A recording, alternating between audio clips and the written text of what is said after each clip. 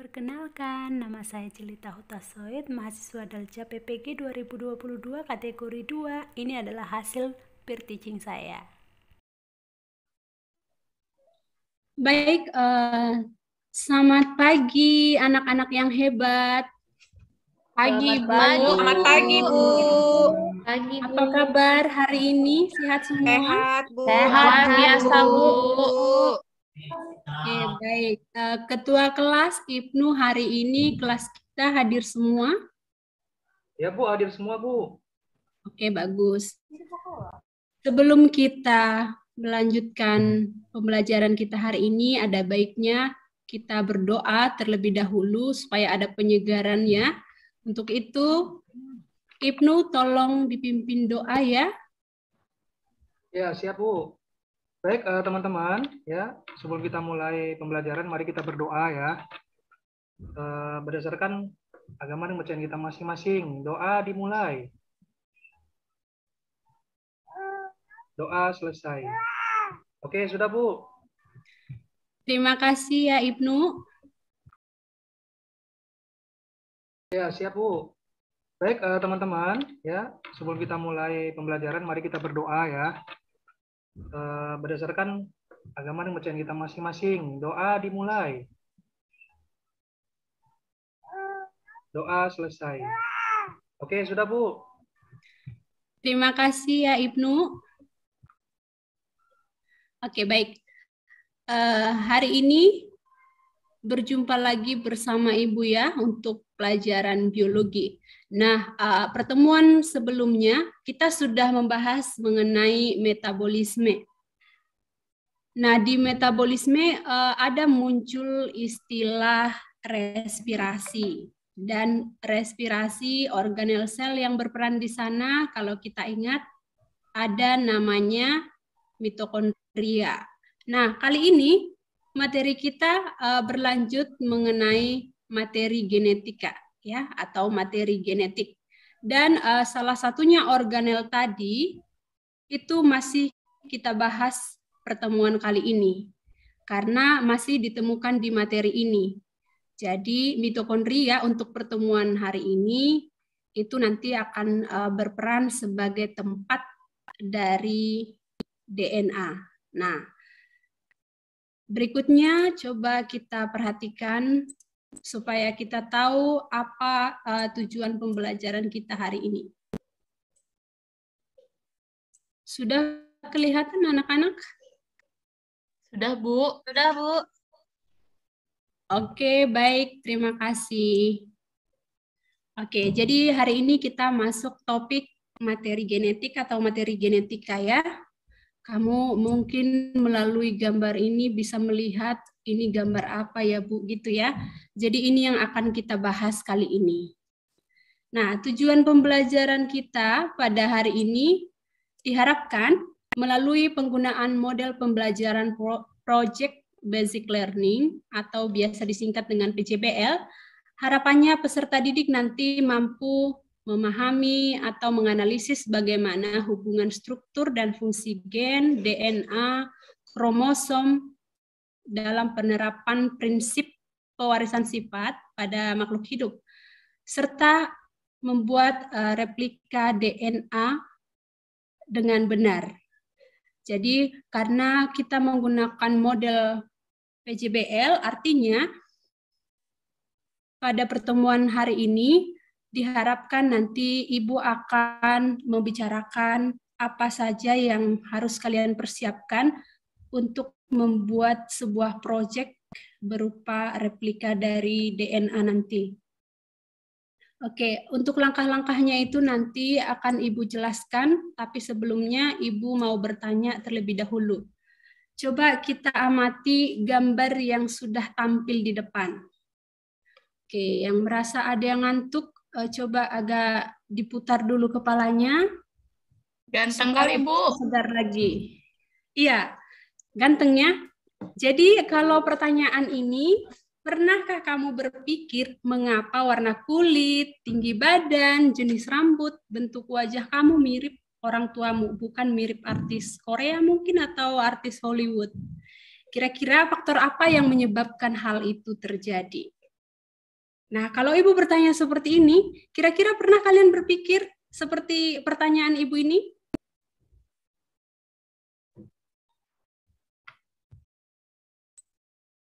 Oke. Mungkin peserta didik Ibu hari ini pada rendah hati ya, belum ada yang berbicara.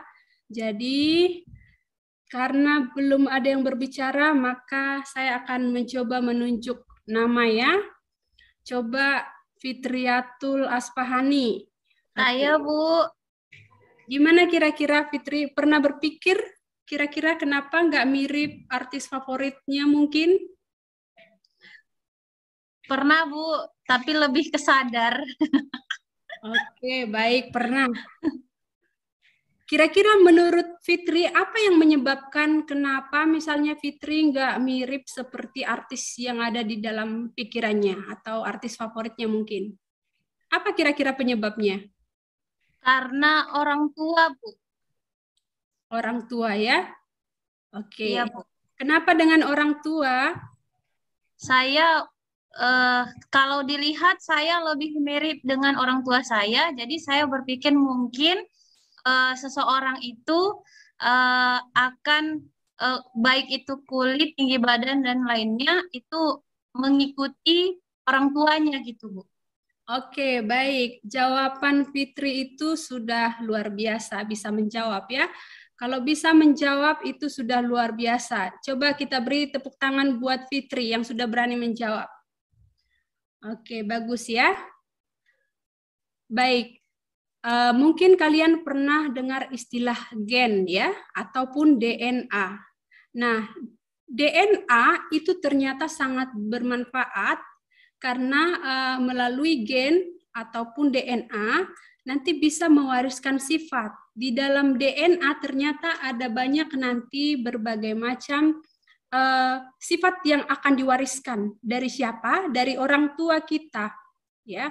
Dari orang tua kita, karena biasanya kita akan mirip dengan orang tua, bukan dengan orang lain ya, karena ada nanti fertilisasi dari kedua orang tua kita, sehingga akan ada nanti gen yang akan diturunkan ya, dari ibu kita nanti ada kromosom X, dari laki-laki atau ayah kromosom Y. Jadi nanti itu yang akan membawa pewarisan sifat ya, sehingga muncullah karakteristik seperti pada diri kita. Jadi kita biasanya mirip dengan orang tua. Oke, baik, kita lanjut. Nah, seperti yang sudah Ibu sampaikan tadi, bahwa kali ini kita menggunakan model project ya. Jadi akan saya bagi kelompok terlebih dahulu ya. Jadi Ibu akan membagi kelas ini ke dalam 3 kelompok. Coba didengar namanya baik-baik ya. Dan ditulis namanya supaya tidak lupa. Ya, seringkali siswa ini sudah disebut namanya tapi lupa karena tidak ditulis. Jadi karena itu silakan ambil pulpennya supaya ditulis. Untuk kelompok 1 Ibnu. Oke, Ibnu bisa dengar, silahkan dicatat anggotanya ya Ibnu. Bu, siap Bu. Ya, Ibnu kelompok 1 dengan anggota Ruth dan Reni Wira. Kelompok 2 Fitri. Ya, kelompok 2 Fitri. Silakan nanti ditulis anggotanya Fitri, Nelly, Santi, dan Dita. Ya, kelompok 2 saya buat lebih banyak orangnya karena nanti bahan diskusinya itu lebih panjang jawabannya atau ada beberapa pertanyaan yang lebih banyak dibandingkan dengan kelompok yang lain ya. Oke, kemudian kelompok 3 ketuanya Marini. Ya, Marini mana Marini? Silahkan dicatat anggota kelompoknya ya. Siap, Bu. Ya, anggotanya ada Rina dan juga Wita. Oke, baik. Jadi inilah anggota kelompok kalian ya. Nah, apa yang harus kalian perbuat? Jadi, pertama, kita rencanakan dulu. Nanti kalian akan membuat replika DNA. Ya. Jadi, hari ini kita susun dulu jadwalnya. Besok, sudah bisa dipersiapkan alat dan bahan. Alat dan bahan apa yang harus dibeli?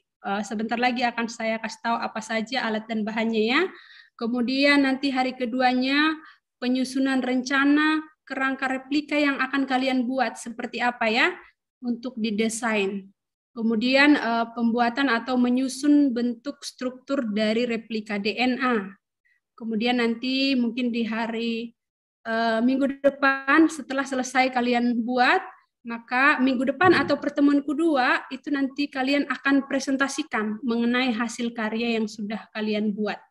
Jadi selama proses pembuatan tugas proyek ini, Ibu nanti akan mengamati. Setelah pulang sekolah, kalian boleh melakukan ini di sekolah, di kelas. Kebetulan Ibu masih ada nanti di sekolah sampai sore, jadi Ibu akan memantau kalian, melihat kerjasamanya. Dan Ibu akan melakukan penilaian ketika kalian bekerja kelompok. Siapa yang tidak bekerja akan Ibu lihat ya. Jadi untuk itu di sini diperlukan kerjasama ya, kerjasama yang bagus lah ya. Jangan ada yang main-main atau hanya satu orang aja yang mengerjakan, itu tidak boleh ya. Baik, kemudian nanti selama kalian mengerjakan proyek itu saya akan melihat ya atau memonitor semua kemajuan proyek yang kalian lakukan. Lalu setelah itu minggu depan kita lihat hasil proyek yang kalian lakukan. Oke, baik. Saya akan menampilkan dulu apa yang harus kalian persiapkan ya untuk alat dan bahannya.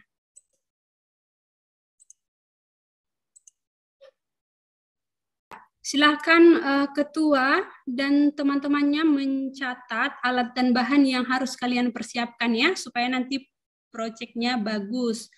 Alat dan bahan yang perlu kalian siapkan itu ada sedotan plastik. Tahu sedotan plastik ya? Oke, diambil ya. Oke. Diambil nanti 4 warna ya. Misalnya nih, silahkan nanti diskusi bersama kelompok 1, 2, 3. Kalau misalnya kelompok 1 sudah warna merah, hijau, biru, kuning, kelompok 2 silahkan kalau bisa warna yang lain ya, supaya lebih menarik nanti. Kemudian dipersiapkan gunting, penggaris, kertas origami, kemudian kertas foam, spidol, styrofoam, dan juga tusuk sate. Ini alat bahan yang harus kalian persiapkan ya.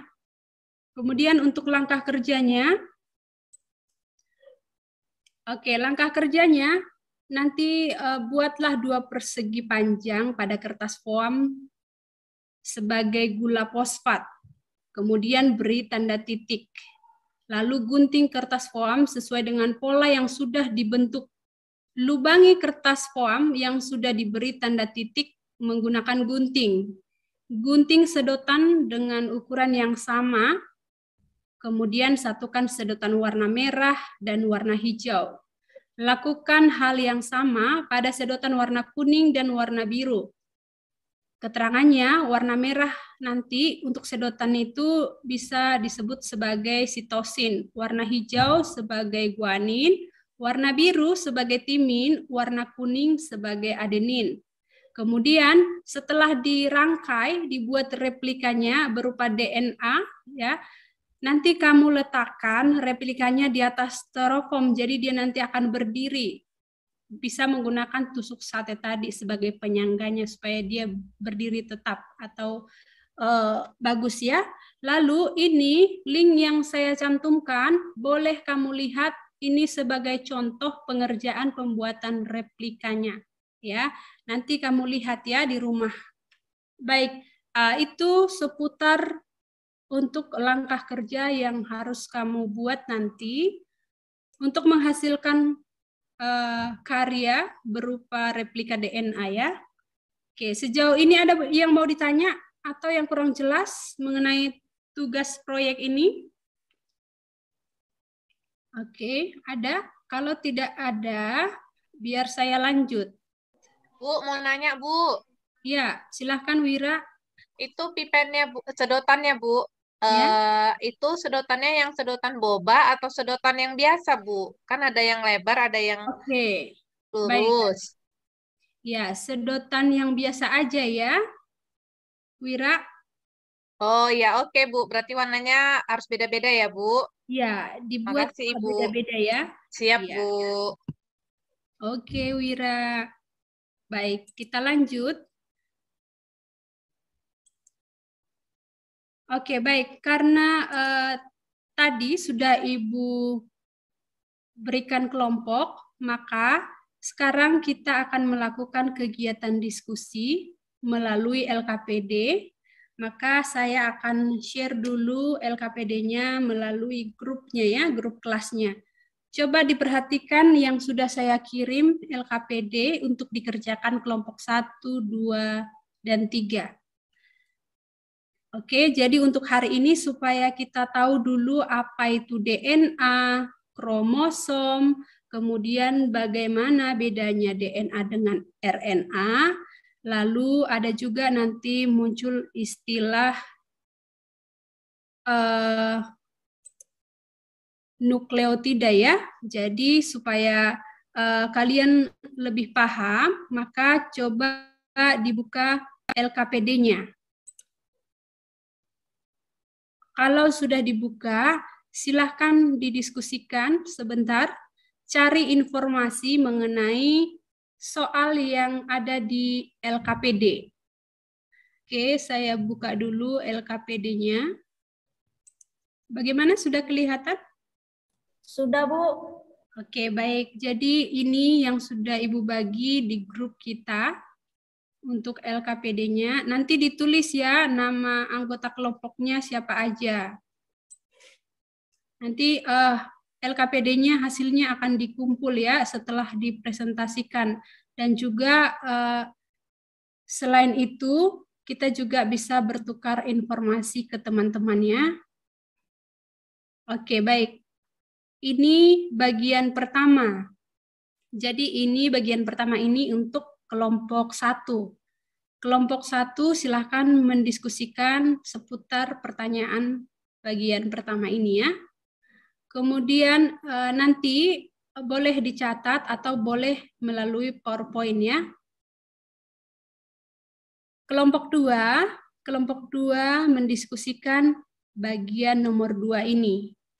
Oke, bagian nomor 2 ini soalnya lebih banyak nih, ada 4 soal. Jadi nanti silahkan kelompok 2, 1 orang menjawab 1 soal ya. Maksudnya setelah mau dipresentasikan, 1 orang untuk membaca 1 soal supaya dapat bagian yang lainnya. Jadi jangan hanya Fitri nanti yang akan membacakan 4 soal. Jadi nanti Fitri cukup nomor 1 dijawab. Kemudian Nelly nanti nomor 2, Santi nanti nomor 3, kemudian nomor 4 nanti Dita, gitu ya. Lalu untuk kelompok 3 ada tadi Marini, Rina, dan Wita ya. Nah, untuk kelompok 3, tugasnya yang akan didiskusikan adalah gambar yang ini. Ada 2 pertanyaan, kemudian bagian nomor 4 ada 1 pertanyaan. Ya, jadi untuk kelompok 3, bagian 3 dan bagian 4 silahkan didiskusikan.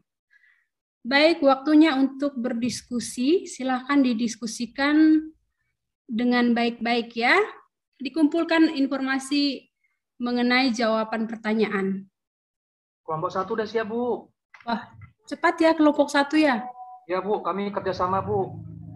Oke, luar Cari biasa satu, Bu. ya kelompok 1 Cari ini jawaban. dengan waktu yang singkat ya. Bu, bisa kelompok 2 dijawab. nggak mau kalah Bu. Kelompok 2 udah siap Bu. Oh, kelompok 2 juga udah selesai ya? Hebat anggota Wira ya, padahal kelompok 2 itu banyak loh soalnya.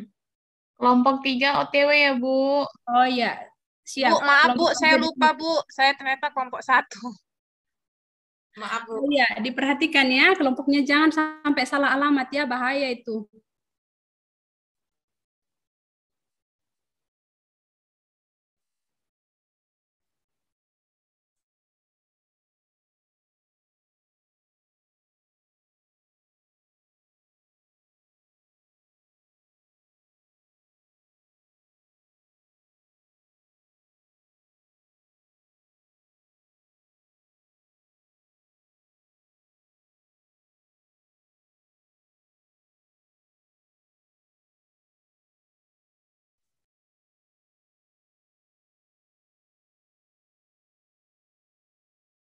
Kelompok 3 kalau sudah selesai boleh dikasih tahu ya, supaya kita tahu untuk memulai presentasi kita nanti. Kelompok 3 sudah selesai, Bu. Oke, terima kasih Rina. Baik, kelompok siapa dulu nih yang mau presentasi? Siapa yang mau duluan? Baik, oke, saya langsung tunjuk aja ya. Kelompok 1 dulu. Ya, Ibnu, silakan Ibnu dipresentasikan atau disebutkan jawaban dari pertanyaannya tadi. Oke Bu, izin ya teman-teman. Saya akan membacakan jawaban ya dari hasil diskusi kami di kelompok 1. Itu anggotanya ada saya, kemudian ada Bu Ruth dan Bu Reni. Di sini hasil diskusi kami. Faktor penyebab jenis rambut, ya kenapa ada yang keriting, ada yang lurus. Itu yang pertama ada dari faktor genetik, di mana ada gen TCHH adalah gen yang dominan, sehingga sifat rambut ikal atau keriting itu bisa menutupi sifat rambut lurus. Kemudian faktor yang kedua, yaitu penampang rambut. Jenis rambut seseorang itu dipengaruhi oleh bentuk spasial rambut yang juga bergantung pada penampang melintang dan cara pertumbuhannya. Kemudian yang terakhir, faktor terakhir yang menyebabkan jenis rambut berbeda ya, ada yang keriting, ada yang lurus, yaitu faktor geografis. Mungkin ini Bu yang bisa saya sampaikan, mungkin kalau ada tambahan ya dari Bu Ruth dan Bu Reni atau dari kawan-kawan yang lain, dipersilakan. Oke, baik. Terima kasih. Silakan tepuk tangan buat kelompok 1 yang sudah menjawab pertanyaannya. Oke, bagus ya. Sudah bisa memecahkan persoalan atau masalah dari pertanyaan tadi. Ada yang mau bertanya ke kelompok 1? Oke, baik. Sekiranya tidak ada, supaya kita lanjut dulu ke kelompok 2. Oke, baik. Kelompok 2, silakan. Untuk pertanyaan kedua tadi tentang pertama untuk kelompok 2, yang pertama, apa peran gen pada kasus rambut di atas bagi manusia atau makhluk hidup? Jadi menurut kelompok kami, faktor yang mempengaruhi itu kenapa bisa terjadi rambut keriting, mungkin gen TCHH adalah gen yang dominan sehingga sifat ikal atau keriting bisa menutupi sifat rambut lurus. Jadi, apabila salah satu orang tua memiliki riwayat keluarga yang semua berambut keriting dan yang satunya berambut lurus, maka kemungkinan anak memiliki rambut yang keriting. Namun, kalau rambut ikal atau keriting punya karakteristik yang unik, munculnya rambut keriting itu ditentukan oleh gen TCHH atau protein trichohyalin yang membentuk ikatan antara keratin atau fiber di dalam folikel rambut. Kemudian, penampakan fisik yang tampak seperti bentuk hidung, warna mata, rambut, tinggi badan, dan lainnya itu dipelajari dalam ilmu yang berhubungan dengan genetika. Genetika sendiri adalah ilmu yang mempelajari mengenai keturunan, gen yang diwariskan, dan perbedaan yang dapat ditemukan dalam organisme hidup. Mungkin itu Bu, mungkin bisa dilanjutkan oleh teman yang lainnya. Oke, terima kasih Santi. Silakan dilanjut anggota kelompoknya dari kelompok 2 untuk menjawab soal berikutnya. Selanjutnya siapa ini? Saya Bu. Oke, Nelly ya. Oke, silakan Nelly. Ya. Iya, tadi saya untuk nomor 2 pada zaman sekarang ini sering kita dengar DNA. DNA itu adalah materi genetik yang ada di dalam inti sel. Jadi di DNA ini akan ada gen yang akan diturunkan kepada keturunannya. Jadi kalau orang tuanya keriting, maka anaknya peluangnya keriting karena DNA-nya sama dengan orang tuanya. Begitu Ibu. Baik, oke, terima kasih Nelly atas jawabannya. Selanjutnya, siapa lagi? Saya Bu nomor 3 bagian 2. Oke, silakan Dita. Pertanyaannya, bagaimanakah hubungan antara gen, DNA, dan kromosom dalam menentukan sifat dan diwariskan? Yang pertama, Bu, nomor 3 jawabannya hubungan gen, DNA, dan kromosom, yaitu gen adalah bagian dari DNA karena segmen DNA membentuk gen. Selanjutnya, gen-gen terangkai membentuk kromosom. Kromosom eukariotik terdiri dari DNA yang terangkai secara bersambung membentuk spiral. Kelompok 3, silahkan Marini. Ya. Baik Bu, untuk pertanyaan nomor 1, berapakah jumlah nukleotida yang membangun benang DNA tersebut? Setelah kami hitung, itu ada 6 pasang atau 12 buah Bu. Kemudian, sebutkan komponen penyusun nukleotida.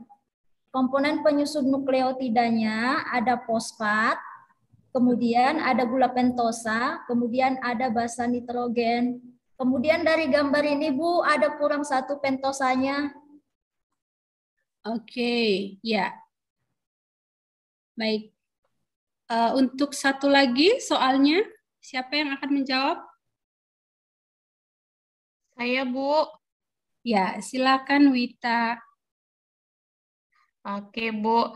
Jadi, soalnya rantai tangganya mulai terpisah pada suatu bagian ujung dan nukleotida bebas mulai bergabung dengan rantai tersebut.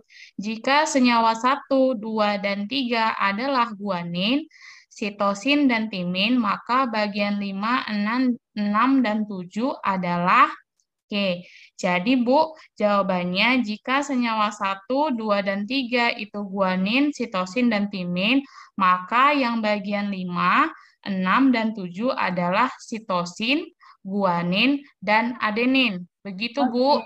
Ya, terima kasih Wita.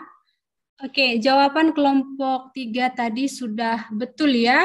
Silakan tepuk tangan untuk kelompok 3. Ya. Oke.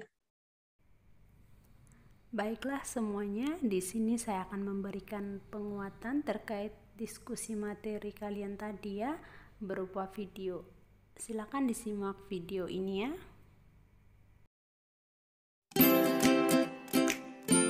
Halo semuanya, kembali lagi bersama Miss Cilita.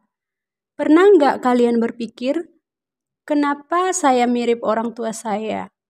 Kenapa nggak mirip sama artis favorit saya aja, seperti artis Hollywood mungkin, artis Korea, atau yang lainnya?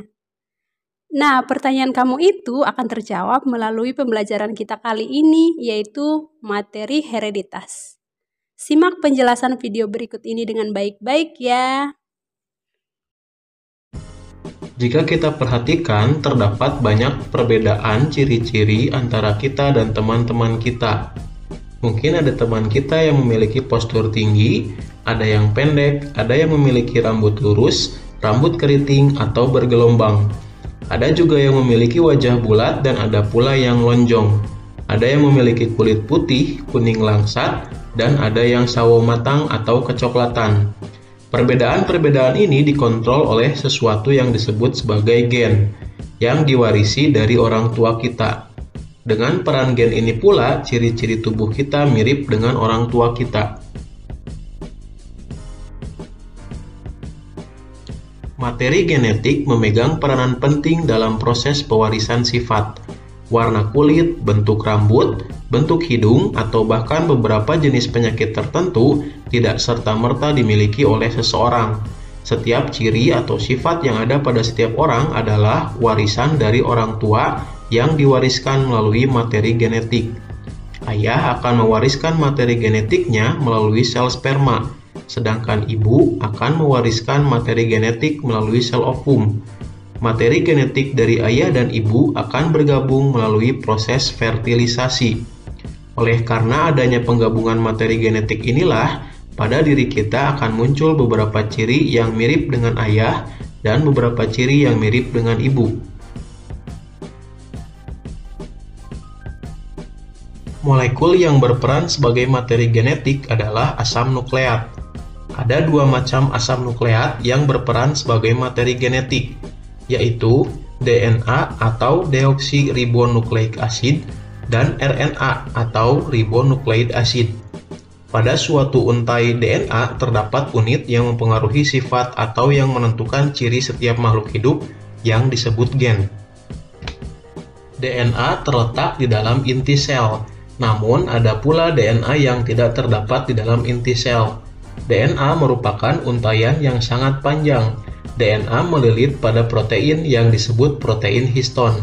Seluruh untai DNA tersebut dikenal dengan kromosom. Pada saat sel akan membelah, kromosom memadat sehingga lebih mudah diamati. Oleh karena itu, kita dapat melihat struktur kromosom pada saat sel akan membelah. Membahas mengenai bentuk-bentuk kromosom. Kita sebelumnya sudah memahami bahwa kromosom yang telah mengalami duplikasi akan memiliki bentuk seperti huruf X. Dan jika tidak mengalami duplikasi, maka akan berbentuk seperti ini. Di bagian tengah ada bagian yang dinamakan sentromer yang merupakan tempat melekatnya lengan-lengan kromosom. Nah, berdasarkan letak sentromer inilah, maka kromosom pada makhluk hidup dibagi menjadi 4 tipe, yaitu metasentrik, submetasentrik, akrosentrik, dan telosentrik. Pada metasentrik, sentromernya terletak tepat di tengah lengan kromosom. Pada submetasentrik, sentromernya berada sedikit ke bagian atas lengan kromosom. Pada akrosentrik, sentromernya agak ke ujung lengan kromosom. Dan pada telosentrik, sentromernya berada di ujung lengan kromosom. Dan telosentrik inilah yang tidak ditemukan pada kromosom manusia. Jadi, ke-23 pasang kromosom yang dimiliki oleh manusia terdiri dari bentuk metasentrik, submetasentrik, dan akrosentrik. Dan yang harus diingat, bentuk kromosom akan terlihat jelas pada bagian nukleus saat sel melakukan pembelahan. Jika tidak mengalami pembelahan, maka di dalam nukleus kromosom akan terlihat seperti benang-benang kusut yang dikenal sebagai benang-benang kromatik. Perbedaan DNA dan RNA. Ternyata antara DNA dan RNA terdapat perbedaan-perbedaan mendasar yang meliputi kepanjangan nama, bentuk dan ukuran, struktur gula, jenis basa nitrogen, lokasi ditemukan, fungsi, dan jenis DNA dan RNA. Yang pertama yaitu kepanjangan nama dari DNA dan RNA. Adapun kepanjangan dari DNA yaitu deoksiribonukleik asid, sedangkan kepanjangan dari RNA yaitu ribonukleik asid. Perbedaan yang kedua yaitu berdasarkan bentuk dan ukuran. DNA memiliki bentuk rantai ganda atau yang lebih dikenal sebagai double helix dengan ukuran yang lebih panjang, sedangkan RNA memiliki bentuk rantai tunggal atau yang dikenal sebagai single helix dengan ukuran yang lebih pendek. Perbedaan yang ketiga yaitu berdasarkan struktur gula. Gula yang terdapat pada DNA yaitu gula deoksiribosa yang memiliki bentuk seperti ini, dan pada RNA gulanya berupa gula ribosa. Yang menjadi perbedaannya yaitu struktur gula deoksiribosa pada atom C nomor 2 berikatan dengan gugus H atau hidrogen. Sedangkan pada struktur gula ribosa pada atom C nomor 2 berikatan dengan gugus OH atau hidroksil. Perbedaan yang keempat yaitu berdasarkan jenis basa nitrogen. Pada DNA memiliki basa nitrogen berupa adenin, guanin, sitosin, dan timin. Adenin dan guanin merupakan basa purin, sedangkan sitosin merupakan basa pirimidin. Pada DNA, adenin akan berikatan dengan timin, dan guanin akan berikatan dengan sitosin. Sedangkan RNA memiliki basa nitrogen yang terdiri dari adenin, guanin, sitosin, dan urasil. Adenin dan guanin merupakan basa purin, sedangkan sitosin dan urasil merupakan basa pirimidin. Jadi, perbedaannya ada di basa pirimidinnya. Pada RNA, adenin akan berikatan dengan urasil, sedangkan guanin akan berikatan dengan sitosin. Perbedaan yang kelima yaitu berdasarkan lokasi ditemukan. Pada DNA, kalian akan menemukan pada 3 organel sel, yaitu pada nukleus, mitokondria, dan kloroplas. Sedangkan RNA ditemukan pada nukleus, sitoplasma, dan ribosom. Perbedaan yang keenam adalah berdasarkan fungsinya. DNA berfungsi sebagai informasi genetik dan berperan dalam sintesis protein, sedangkan RNA hanya berperan pada proses sintesis protein saja. Dan perbedaan yang terakhir adalah jenis DNA dan RNA. DNA memiliki dua jenis, yaitu terdiri dari DNA template dan DNA anti-template. Sedangkan RNA memiliki tiga jenis, yaitu mRNA, rNA, dan tRNA. Mengenai jenis-jenis ini akan dibahas tuntas pada video mengenai sintesis protein. Oke, segitu aja mengenai perbedaan DNA dan RNA. Terima kasih atas perhatiannya. Sudah semua bisa melihat gambarnya anak-anak? Sudah, Bu. Oke. Sudah, Bu. Ya. Dari gambar ini namanya kita tahu gambar sel ya. Kira-kira menurut kalian ini sel hewan apa sel tumbuhan? Sel hewan, Bu. Hewan, Bu. Ya. Ciri khas dari sel ini, kenapa kita bisa kategorikan dia sel hewan? Karena apa ya? Apa ciri khasnya yang membedakan dengan sel tumbuhan? Ekornya, Bu. Memiliki dinding sel, Bu. Tidak memiliki dinding sel, Bu. Oke, iya. Benar ya, tidak ada dinding selnya. Dan yang paling mudah dilihat lagi, seperti yang sudah disebutkan oleh Ibnu tadi, ini ada ekornya ya, atau flagel. Kita tahu kalau sel tumbuhan dia nggak punya ekor, katakanlah ekor ya, atau flagel. Jadi ini sel hewan. Kita termasuk hewan atau manusia, hewan atau tumbuhan ya? Termasuk kingdom apa kita ini? Animalia, Bu. Animalia, Bu. Iya ya. Oke, kadang-kadang ada siswa saya tanya, dia tidak terima kalau dia termasuk kingdom Animalia. Padahal kita tahu bahwa kita manusia termasuk kingdom Animalia ya. Kalau tumbuhan itu kan ciri khasnya punya klorofil. Kalau kita nggak punya ya. Jadi di dalam sel ini yang merupakan sel eukariotik terdapat nukleus atau inti sel. Di dalam nukleus atau inti terdapat namanya kromosom. Jadi inilah gambar dari kromosom. Kemudian di dalam kromosom ini berderet DNA. Ya, DNA seperti gambar ini ya. Kemudian ini yang kamu lihat nih berwarna-warni, ada merah, ada kuning, biru. Nah, itu nanti yang disebut dengan apa tadi kira-kira? Kelompok 3 tadi ya, yang membahas ini ya. Kira-kira kalau ada seperti ini warna-warna? Iya, betul ya. Oke, bagus Marini ya bisa menjawab. Basa nitrogen. Ya, basa nitrogen di sini ada berderet. Nah, di sini nanti ada aturannya ya, bagaimana cara kita menyusun basa nitrogen ini. Karena mereka berpasangan ya. Memang lebih baik berpasangan ya daripada sendiri ya. Oke. Baiklah anak-anak. Untuk materi kita hari ini cukup sampai di sini ya. Nah, kita akan bersama-sama untuk menyimpulkan materi pelajaran kita hari ini. Baik, ada yang bisa membantu Ibu apa aja yang menjadi kesimpulan materi kita hari ini? Oke, bagi yang bisa silakan berbicara. Oke, siapa yang bisa menyimpulkan? Oke, baik. Silakan Marini. Yang terletak di tengah kromatid sehingga membagi dua bagian yang sama, Bu. Oke, betul. Dipercoba Wira. Ya, Wira cantik. Hadir, Ibu. Metasentrik ialah sentromer tidak terletak tepat di tengah, sehingga kedua lengan kromosom tidak sama panjang. Oke, terima kasih Wira. Baik, siapa lagi yang pengen menyimpulkan? Oh, Rina ya. Oke, coba Rina. Bu. Ya, Akrosentrik adalah sentromer lebih dekat ke salah satu ujung kromosom daripada yang lain, sehingga satu lengan kromosom sangat pendek dibanding dengan yang lain. Demikian, Ibu. Oke. Ya, terima kasih Rina. Oke, baik ya. Jadi nanti untuk di rumah sebagai tugasnya silakan dikerjakan link yang sudah Ibu bagi di grup kelas ya. Untuk pertemuan selanjutnya kita akan ngebahas tentang proyek yang sudah kalian kerjakan ya. Sekian pertemuan kita untuk hari ini. Terima kasih dan selamat siang.